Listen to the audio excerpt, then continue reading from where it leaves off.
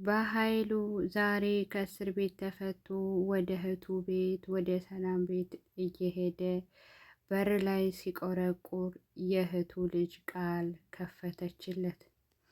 ቃልም አጎቷን ባየ ሰዓት ድርቅ ብላ ቀረች። የእህቴ ልጅ እንዴት ነሽ አላት።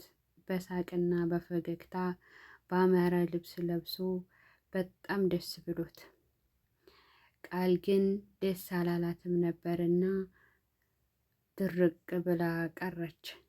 ናግባ ሳትለው በሩ ላይ ተገትራ ትኮላተፍ ጀመር። ብሌን እንግዲህ ጀግናና ጎበዝ፣ እንደዚሁም ቡናዋን ፈላልታ ቤቱን አጸዳድታ ሰላምን ቆየቻት። ሰላም ወደ ቤት ስትገባ አይ ያቻት እዛ መጣች ሰላም በማለትም ቃል ደግሞ የተፈረሸና በጣም የሚያምረውን ቤት ስታይ አንቺ ምን እያደረግሽ ነው? የምታዝኝላት እያስመሰልሽ ነው አይደል? ሰላም ስትመጣ ነው እያለችም እያመናጨቀቻት፣ አረ እንደዛ አትበይ ቃል፣ እኔ ደዛ አይደለም አለቻት። በይተነሽ ከዚህ አለቻትና ቡናውን በፈረሸችበት ቦታ እኔ ነኝ ያፈላሁት እሺ ብላ ብሌንን ምንጭቅጭቅ አርጋት እሷ ቁጭ አለች። እናቴ እንኳን ሰላም መጣሽ አለቻት። ሰላም መታ ቁጭ አለች። የእኔ ልጅ ልብ ገዝተሻል አለች። እንዴ ድሮ ልብ የለኝም ነበር እንዴ እያለች እየተመናጨቀችም ቃለ ምልልሱን ቀጠለች። እንግዲህ እንደው ያቺ ጓደኛሽ ከመጣሽ ጀምሮ ቤቱ እኮ አስጠልቶኛል አለቻት። እናቴ አትሰቢ፣ የሆነ የተደራደርኩበት አስተገድጄ እንጂ እኮ እኔም ፈልጊያት አይደለም አለችና የምትመጣ አይመስለኝም ዛሬ አታስቢ አለቻት። ይህን ከማለቷ በሩ ሲቆረቆር ያቺ ጓደኛ ተብዬዋ መጣች። እንዴ ትቀራለህ አላልሽም ነበር እንዴ አለችና ዝም አለች። እኔ እንጃ እስኪ ምን እንደተፈጠረ አላውቅም አለች። የቃል ጓደኛ እንግዲህ መታ አንቺ ልታሳግችኝ እንደሆነና ሰላም መጣሽ አለቻት። አይ ሰላም መጥቻለሁ አለች። ያው ግን እሷ ልታሳግታት መሆኑንና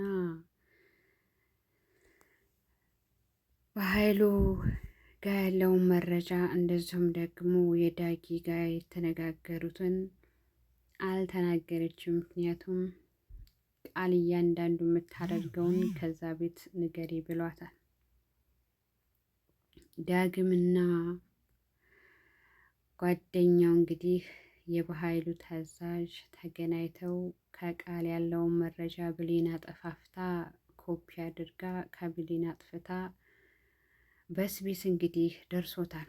ዳጊም ሄዶ አድርሷል። ዳጊና እናቱ ኧረ የኔ ልጅ ግባ አለችው። ቆርቆሮም ገባ። ዛሬማ እናቴ መሆንሽን እነግርሻለሁ በማለትም ውስጡን እያመነታ ቁጭ ብለው ሲያወሩ ቆዩ። እሺ የኔ ልጅ ፀጉሬን እየሰራሁ ነበር አለችው።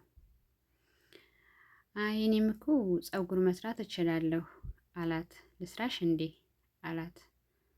እሺ የኔ ልጅ ከቻልክማ ችግር የለውም፣ ባይሆን እንዳታመኝ እንዳትነጨኝ አለችው። ከዛም የሆድ ሆዳቸውን እያወሩ ፀጉር መስራት ጀመረ ዳጊ። እንግዲህ ዳጊ ብሌን ስፔሱን ስትሰጠው ከቃል ያለውን በጣም ደስ ብሎትና ፈገግ እያለ አንቺ እኮ ጀግና ነሽ ብሌኒ አላት። የእውነት አልቻልኩም ግን እያለም እያወሩ ደስ ብሎት ሊሰጠው ሂዷል።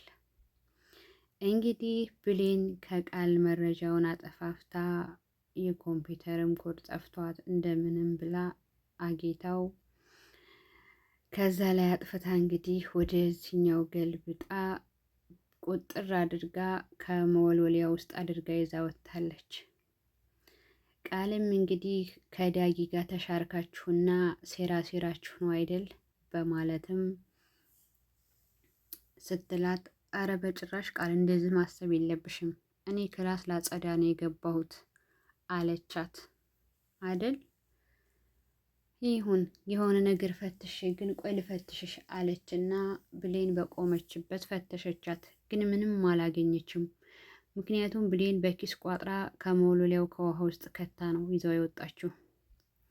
እንግዲህ ቃልም እየተናደፈችና እያጉመተመተች የሆነ ነገርም አስበዋል እነዚህ ሴራ ሲረዋል እያለች ክላሱንም ፈተሸች። ዞር ዞር እያለችም ማየት ጀመረች።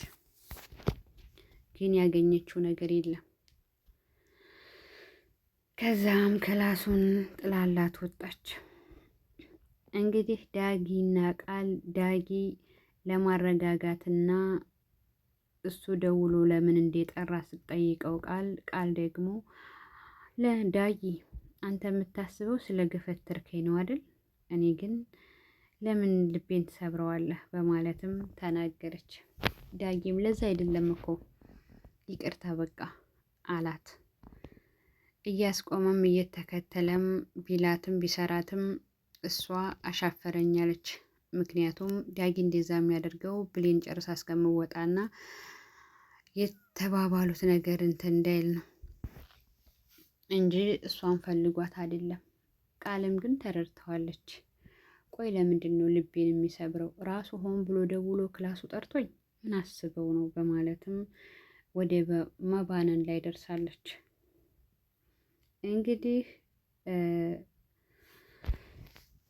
እንደዚህ እየተባለ ሲቀጥል ደግሞ በኃይሉ ወደ እስር ቤት ባለበት እየተመላለሰች የምትጠይቀው አለም እህቱ በቃ አንቺ ብቻ ነች የተመላለሽ የምትጠይቅኝ አለ። እና እንዴት ነሽ? አዎ በጣም ደክሞኛል ፀሐው፣ እዛ ደግሞ ቀበሌ የሚሰራ ለቃል ለልጄ ለብቸኛዋ ልጄ ለማውረስ ፈልጌ ነበር እያለችም ስትለው በኃይሉ እንዴት አባቷ ቀደመችኝ ወይኔ እያለ በውስጡ የሚያስበውንና ራሱ ሆድ ያለውን ነገር እያብሰለሰለ ነበር። ነገር ግን ቃል እንዴ እያለ እያብሰለሰለ በቃ እንዴት ትቀርመኛለች እያለ ነበር። እናም አለም በኃይሉ አለችው። እሱ ግን በሀሳብ ጭልጥ ብሎ ሂዷል። እንዴ ምን ሆነህ ነው እየጠራው አለችው። አይ ደህና ነኝ ብሎ ተመለሰ። እኔ ያሳካዋለሁ አላት መጨረሻ